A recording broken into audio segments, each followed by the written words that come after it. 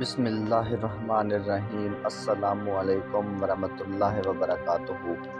ناظرین کرام، آپ دیکھ اور سن رہے ہیں پروگرام غزوہ ہند پیر پنجر سرکار کی نظر میں۔ ناظرین کرام، آج ایک نئی ویڈیو کے ساتھ، نئی پیشن گوئیوں کے ساتھ میں حاضر ہوں، تو چلتے ہیں ناظرین آج کی ویڈیو کی طرف۔ ناظرین کرام، پیر صاحب کہتے ہیں کہ اسرائیل اور بھارت پاکستان پر حملہ کرنے کا ایک نیا منصوبہ بنا رہے ہیں۔ یہ پاکستان پر حملہ کرنا چاہتے ہیں۔ اسرائیل اور بھارت کے وزیر خارجہ کا ہاٹ لائن پر رابطہ ہوا ہے۔ اسرائیل کہتا ہے یہ پاکستان کا ڈیفنس سسٹم اڑا کر رکھ دے گا۔ بھارت اور امریکہ کہتے ہیں کہ کیا پاکستان کے پاس روس کا S-400 سسٹم ہے یا نہیں؟ تم S-400 سسٹم کی بات کرتے ہو، تم ایک بار پنگا تو لو، تمہارے ساتھ ہوتا کیا ہے؟ اسرائیل، بھارت اور امریکہ کو نانی اماں یاد آ جائے گی۔ تم شرارت کر کے تو دیکھو، S-400 سسٹم چھوٹی سی چیز ہے۔ پاکستان میں بہت شاندار سائنسدان ہیں جنہوں نے ایسی چیزیں بنائی ہیں جو تم سوچ نہیں سکتے۔ ایسے ہتھیار ہیں جو تم نے کبھی خواب میں بھی نہیں دیکھے ہوں گے۔ پی ٹی آئی کے تمام لیڈر باہر نکل آئے، اب تبدیلی نہیں، انقلاب چاہیے، اب خونی انقلاب آ رہا ہے۔ عمران خان کے حق میں گواہی آ گئی، سپریم کورٹ تیار ہے۔ پیپلز پارٹی کی نون لیگ پر شک، اب نون لیگ کی الٹی گنتی شروع۔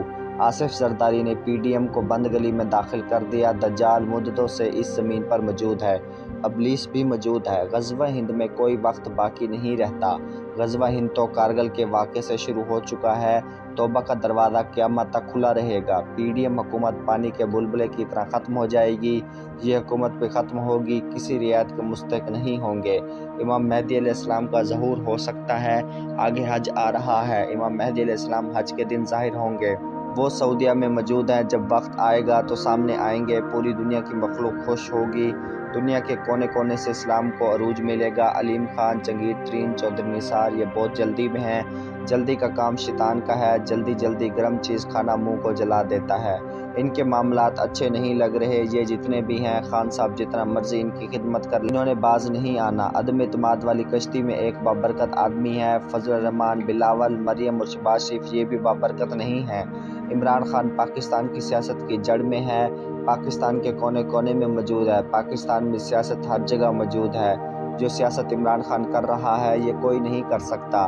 کوئی بھی اور لیڈر نبض شناس لیڈر نہیں ہے۔ ذوالفقار علی بھٹو تھا یا پھر اب عمران خان ہے۔ اب عمران خان مسیحا بنے گا، اس نے 4 ہسپتال بنائے، اس سے مسیحا نہیں کہا۔ جو ہر کسی کو عزیز ہو، سب کو پسند ہو، وہ مسیحا ہوتا ہے۔ جو خان صاحب کی پالیسیاں ہیں، ان سے بھارت اور امریکہ کا یہ حال ہوا ہے۔ اسرائیلی عوام اور ان کی حکومت چند دنوں کی مہمان ہے۔ برطانیہ کا وقت بھی پورا ہو چکا ہے۔ بہت بڑی آفت برطانیہ پر آنے والی ہے جو سب کو حیران کر دے گی۔ 25 دسمبر 1994 کو پیر صاحب نے کہا کہ یوسف رضا گیلانی وزیر اعظم ہوگا، 18ویں ترمیم بھی ختم کرے گا اور 58 بھی ختم کرے گا۔ وہ قانون منظور کروائے گا کہ موجودہ حکومت کو کوئی برطرف نہیں کر سکتا، اور یہ پیشن گوئی سچ ثابت ہوئی۔ صوبہ پنجاب جو ہے یہ 2013 سے 2018 تک کس کے پاس رہا؟ یہ نواز شریف کے پاس تھا جب ماڈل ٹاؤن کا واقعہ ہوا۔ یہ پنجاب کے کنگ تھے۔ ماڈل ٹاؤن کے قتل و غارت جب ہوئی، ان دونوں بھائیوں کی حکومت تھی، سب کچھ ان کے کنٹرول میں تھا۔ ان کو ماڈل ٹاؤن کا واقعہ نہیں کرنا چاہیے تھا، انہوں نے پھر بھی یہ کام کر دیا۔ یہ تو بہت خوش تھے۔ اب یہ جہاں بھاگیں، یہ اس کیس میں پھنس چکے ہیں۔ جو فائلیں ہیں وہ دنیا کے 4-5 ملکوں میں رکھ دی ہیں۔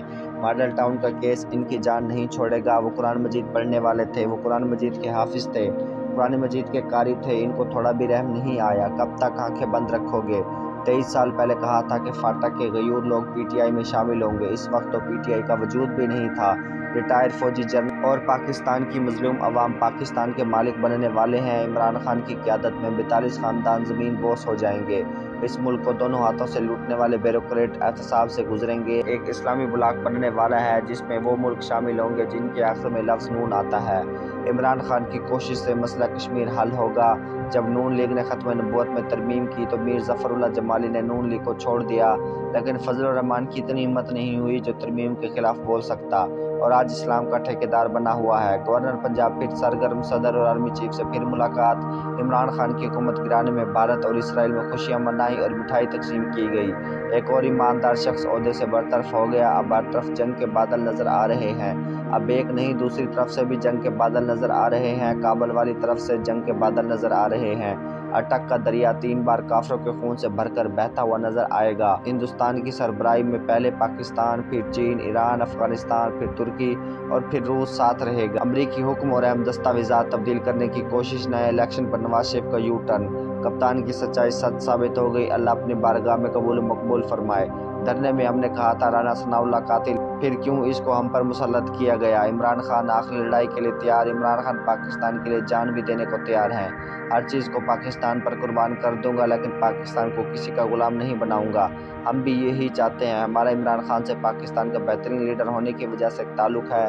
پاکستان کو اللہ تعالیٰ اپنے پاؤں پر کھڑا کرنا ہے، پھر عمران خان کا بھلا چلے گا، نیب کا شکنجہ بھی سخت ہوگا۔ پاکستان کا مستقبل میرین عرب کے ہاتھوں میں۔ کسی بچے کو مدرسے یا اسکول میں اس لیے بھیجتے ہو تاکہ وہ کچھ پڑھ لکھ جائے، کچھ سیکھ لے۔ جس کام میں تم اس کو بھیجو گے وہ اس کام کے حوالے سے جانا جائے گا۔ اب یہ جہاں بھی جائیں گے وہاں چور چور کے نعرے ہی لگیں گے۔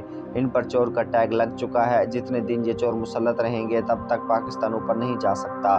ان کو بس پاکستان کو کاٹنا آتا ہے، ان کو بنانا نہیں آتا۔ جو پیسے پاکستان کے انہوں نے لوٹے ہیں یہ ان کے بچوں کے کام نہیں آئیں گے۔ کل کو اگر یہ مر گئے تو جتنے پیسے انہوں نے لوٹے ہیں وہ ساتھ نہیں لے جائیں گے۔ کفن کی جیب نہیں ہوتی، جتنا مال لوٹا ہے جب مریں گے تو قبر میں ان کے پیچھے سانپ بچھو لگے ہوں گے، ان کی جان نہیں چھوٹے گی۔ اللہ تعالیٰ وہ بابرکت ذات ہے، جب کسی چیز پر اس کی لاٹھی پڑتی ہے تو اس کو بالکل سیدھا کر دیتا ہے۔